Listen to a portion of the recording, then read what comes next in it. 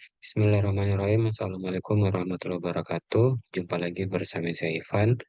Pada video kali ini saya akan memberikan informasi terkait tentang kiat sukses simulasi mengajar dalam seleksi guru penggerak.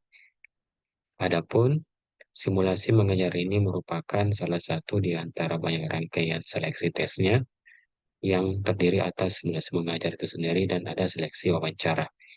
Jadi, untuk video ini saya akan memberikan kiat-kiat sukses yang bisa mungkin teman-teman ikuti agar memperbesar kesempatan teman-teman sekalian untuk mendapatkan nilai tertinggi pada praktik simulasi mengajar nantinya. Langsung saja kita masuk ke simulasi mengajarnya. Jadi, praktek simulasi mengajar ini dilakukan secara daring dan kita diberikan waktu itu paling tidak dan paling tinggi waktunya itu maksimal selama 10 menit. Oke, jadi kiat sukses yang pertama itu adalah teman-teman harus pandai-pandai mengatur 10 menit ini agar bisa terbagi secara efektif dan maksimal ke bagian-bagian mengajar teman-teman, bagian-bagian pengajarannya. Seperti kita ketahui bahwa terdapat 3 buah komponen dasar dalam simulasi mengajar. Yang pertama itu ada bagian pembukaan. Bagian pembukaan ini kita berikan waktu paling lama sebesar atau selama 2 menit. Setelah itu kita masuk ke bagian utama atau bagian isi pengajaran. Di sini kita berikan durasi mengajar maksimal itu 5 menit. Dan bagian terakhir itu bagian penutup itu maksimal kita berikan waktu selama 3 menit. Sehingga total keseluruhannya itu ada 10 menit. Nah, sekarang kita akan kaji bagaimana kiat-kiat sukses agar poin-poin pembukaan, isi, dan penutup itu bisa memberikan hasil yang maksimal. Kita masuk ke bagian pembukaan. Pada bagian pembukaan, pada saat kita melakukan simulasi mengajar itu, ada beberapa poin yang perlu teman-teman perhatikan. Yang pertama itu tentunya pada proses pembukaan kita wajib memberikan salam kepada peserta didik. Tidak usah terlalu mengkultuskan pada suatu kepercayaan agama tertentu. Biasanya itu kita menggunakan ucapan selamat pagi atau selamat siang, atau bisa juga kita menggabungkan secara Islami ataupun tidak. Misalkan Assalamualaikum warahmatullahi wabarakatuh dan selamat pagi adik-adik sekalian, apa kabar? Nah, itu juga merupakan salah satu contoh memberikan salam yang baik. Kemudian langkah kedua itu adalah kita menyapa kabar peserta didik. Nah, setelah kita memberikan salam, maka langkah kedua yang bisa teman lakukan adalah kita harus menyapa kabar peserta didik. Misalkan, apa kabar anak-anakku sekalian hari ini? Apakah siap untuk menerima pelajaran? Bagaimana kabarnya? Apa baik saja? Nah, itu kan bisa teman-teman kreatifkan bagaimana cara menyapa yang baik dan benar kepada peserta didik.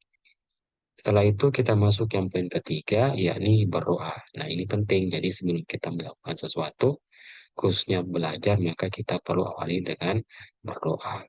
Setelah itu, teman-teman sekalian itu bisa melakukan yang keempat, yakni mengisi presensi kehadiran.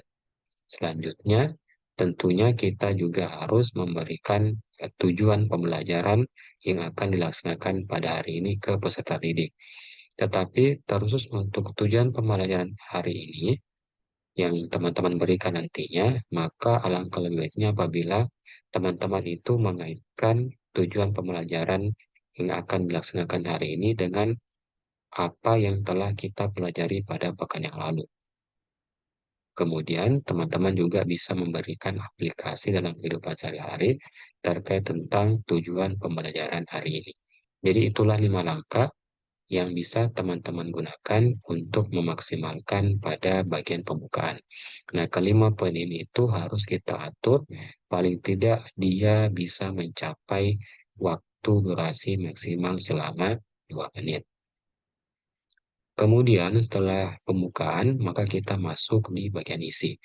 Nah, pada isi proses simulasi mengajar ini kita berikan waktu maksimal selama 6 menit.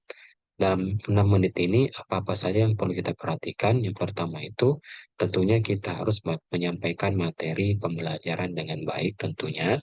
Yang kedua adalah dipastikan teman-teman sekalian itu tidak aktif sendiri, tetapi keaktifannya itu berpusat pada siswa atau student center.